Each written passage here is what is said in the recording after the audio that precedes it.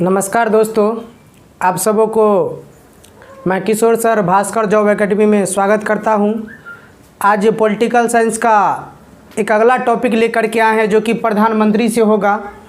इससे पिछले वीडियो में हम लोग 3-4 चैप्टर पढ़ चुके हैं। जैसे हम लोग सबसे पहले पढ़े थे राष्ट्रपति पढ़े, उसके बाद उपराष्ट्रपति पढ़े थे, उसके बाद लोकसभा पढ़े, उसके बाद राज्यसभा पढ़े, उसके बाद राज्यपाल को पढ़े थे। तो आज हम लोग पॉलिटिकल साइंस का एक अगला टॉपिक है प्रधानमंत्री, जिसको बारी बारी से पढ़ेंगे।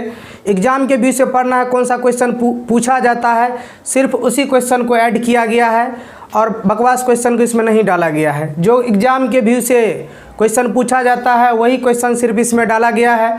तो प्रधानमंत्री की सबसे पहले यदि बात की जाए तो अनुच्छेद 75 में प्रधानमंत्री का वर्णन किया गया है। प्रधानमंत्री का वर्णन कितना अनुच्छेद में है तो ये 75 में है। और यदि मंत्री परिषद की बात की जाए तो उसका वर्णन जो है ना 74 अनुच्छेद में किया गया है। और मंत्री परिषद के प्रमुख को ही ना प्रधानमंत्री कहा जाता है। मंत्री परिषद का जो प्रमुख होता है, जो हेड होता है, उसी को प्रधानमंत्री कहा जाता है। अब प्रधानमंत्री बनने के लिए कुछ उम्र सीमा होना चाहिए। तो प्रधानमंत्री बनने के लिए उम्र सीमा है 25 वर्ष। न्यूनतम उम्र सीमा जिसकी 25 वर्ष हो जाती है वो प्रधानमंत्री के योग्य हो सकते हैं। अब साधारण तौर पर किसी भी व्यक्ति को हम प्रधानमंत्री बना सकते हैं, परंतु उसे 6 माह के अंदर जो है किसी भी राज्य से, उसको चाहे लोकसभा से हो या राज्यसभा, उससे निर्वाचित करना होगा। अगला पॉइंट है कि प्रधानमंत्री को अब शपथ कौन दिलाएंगे, तो प्रधानमंत्री को शपथ दिलाते हैं राष्ट्रपति, यानी राष्ट्रपति के द्वारा जो है ना प्रधानमंत्री को शपथ दिलाया जाता है। और यदि प्रधानमंत्री अपना इस्तीफा प्रस्तुत करेंगे तो वो खुद राष्ट्रपति को इस्तीफा देंगे। अब प्रधानमंत्री सभी प्रकार के मंत्रियों की नियुक्ति में जो राष्ट्रपति को सलाह देते हैं। प्रधानमंत्री सभी प्रकार के मंत्री, जैसे मंत्रिमंडल का गठन होता है तो किस विभाग में बंटवारा किया जाएगा, वो प्रधानमंत्री राष्ट्रपति को सलाह देते हैं और उसकी सलाह पर जो है ना राष्ट्रपति विभाग का बंटवारा करते हैं। आगे है कि कैबिनेट की बैठक की जब अध्यक्षता होगी तो इसका जो है ना अध्यक्षता प्रधानमंत्री के द्वारा ही किया जाएगा। यानी कैबिनेट की कोई भी यदि बैठक होगी तो उसकी अध्यक्षता की जाएगी प्रधानमंत्री के द्वारा। अब है टॉपिक कि प्रधानमंत्री से जुड़े रोचक तथ्य क्या सब, यानी कौन कौन से कार्य किए जाते हैं प्रधानमंत्री के द्वारा, वो मेन पॉइंट सब पर ध्यान देंगे। तो सबसे पहला पॉइंट है कि गुलजारीलाल नंदा भारत के प्रथम कार्यवाहक प्रधानमंत्री थे। क्वेश्चन पूछा जाता है कि भारत के पहले कार्यवाहक प्रधानमंत्री किसे बनाया गया था, मतलब कुछ दिन के लिए, तो ये बनाया गया था गुलजारीलाल नंदा को। और ये इस पद पर जो है 2 बार कार्य किए थे। गुलजारीलाल नंदा भारत के पहले कार्यवाहक प्रधानमंत्री थे और ये इस पद पर जो है 2 बार तक कार्य किया था। अब सबसे लंबी अवधि के प्रधानमंत्री कौन थे, यानी सबसे ज़्यादा दिनों तक प्रधानमंत्री के पद पर कौन रहा था, तो सबसे ज़्यादा अवधि के प्रधानमंत्री जवाहरलाल नेहरू थे। आज़ादी के समय बना था और उसके बाद जो है ना 1962 ईस्वी तक लगभग रहा था। तो सबसे लंबी अवधि के प्रधानमंत्री कौन हो जाएंगे, तो वो जवाहरलाल नेहरू थे। अगला है कि सबसे कम अवधि के प्रधानमंत्री कौन थे, यानी सबसे कम दिनों तक कौन बने थे, तो अटल बिहारी वाजपेयी होगा। ये एक बार जो है मात्र 13 दिनों के लिए प्रधानमंत्री बना था अटल बिहारी वाजपेयी। सबसे कम अवधि के प्रधानमंत्री रहे थे।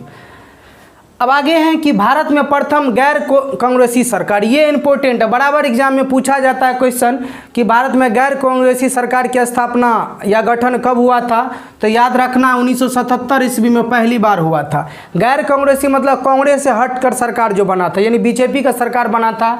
तो भारत में प्रथम गैर कांग्रेसी सरकार 1977 में मोरारजी देसाई के नेतृत्व में बनी थी, जिसे जनता पार्टी सरकार भी कहा जाता है।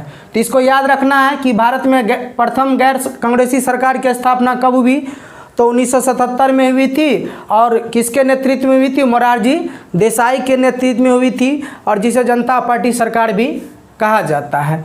अब है कि लाल बहादुर शास्त्री, जवाहरलाल नेहरू तथा इंदिरा गांधी, इस तीनों प्रधानमंत्री की मृत्यु जन कार्यकाल के समय ही हो गया थी, यानी अपने पद पर ये कार्य कर रहे थे। प्रधानमंत्री के पद पर ये तीनों थे, जवाहरलाल नेहरू, लाल बहादुर शास्त्री और इंदिरा गांधी, और तीनों की मृत्यु जन कार्यकाल के दौरान ही हो गया था। और इंदिरा गांधी की यदि बात की जाएगी तो इसको तो इसकी मृत्यु तो 1984 ईस्वी में हुई थी और इसकी मृत्यु की जांच जो है ना ठक्कर आयोग कर रहा था। अगला क्वेश्चन है कि सर्वाधिक उम्र के प्रधानमंत्री कौन बने थे? नहीं, सबसे ज़्यादा उम्र में भारत के प्रधानमंत्री कौन बने अभी तक में, तो वो मोरारजी देसाई बने थे। यानी सबसे ज़्यादा उम्र में भारत के प्रधानमंत्री कौन बने थे? तो मोरारजी देसाई बने थे। और सबसे कम उम्र के प्रधानमंत्री, यानी सबसे कम उम्र में प्रधानमंत्री कौन बना? तो सबसे कम उम्र में प्रधानमंत्री बना था राजीव गांधी। मात्र 26 वर्ष की आयु में जो है ना इसे प्रधानमंत्री ये पोस्ट प्राप्त किए थे।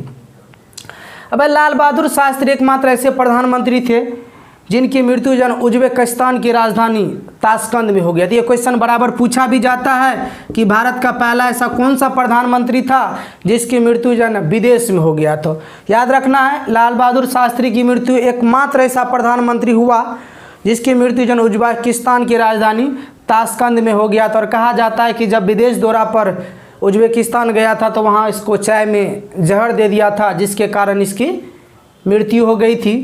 अब भारत के पहले प्रधानमंत्री कौन बने थे? तो भारत के पहले पीएम बने थे जवाहरलाल नेहरू। भारत के पहले पीएम कौन होगा? जवाहरलाल नेहरू। और भारत की पहली महिला प्रधानमंत्री, जो कि भारत की पहली महिला प्रधानमंत्री कौन बनी थी?